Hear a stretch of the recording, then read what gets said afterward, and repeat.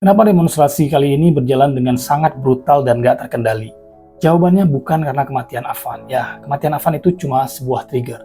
Penyebab utamanya adalah praktek politik kartel yang udah berjalan dengan begitu lama di Indonesia. Politik kartel ini adalah praktek politik di mana parpol ataupun para politisi itu lebih mementingkan untuk menjaga keberlangsungan hidup mereka dibandingkan mewakili aspirasi masyarakat. Dampaknya kita lihat partai-partai yang kalah dalam pemilu itu alih-alih menjadi oposisi dan menjalankan fungsi mekanisme checks and balances, mereka justru berbondong-bondong masuk ke kekuasaan. Dan DPR yang seharusnya menjalankan fungsi pengawasan sekarang justru menjadi alat stempel bagi setiap kebijakan yang dikeluarkan oleh kekuasaan. Ketika politik kartel ini terus dijalankan, maka semakin lama aspirasi masyarakat itu akan semakin tersumbat.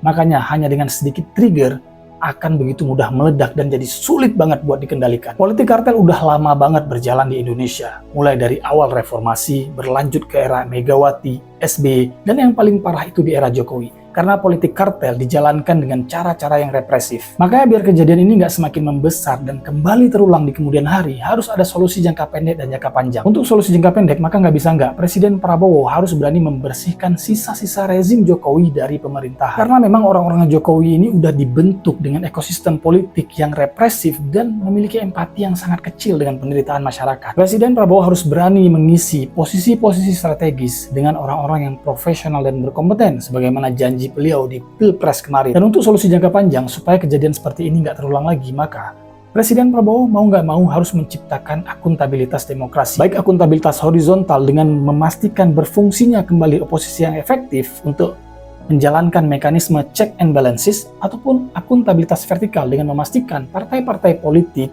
bisa tetap menjadi saluran aspirasi masyarakat. Kalau solusi ini nggak dijalankan, maka sangat-sangat mungkin demonstrasi yang semakin brutal dan semakin gak terkendali akan kembali datang.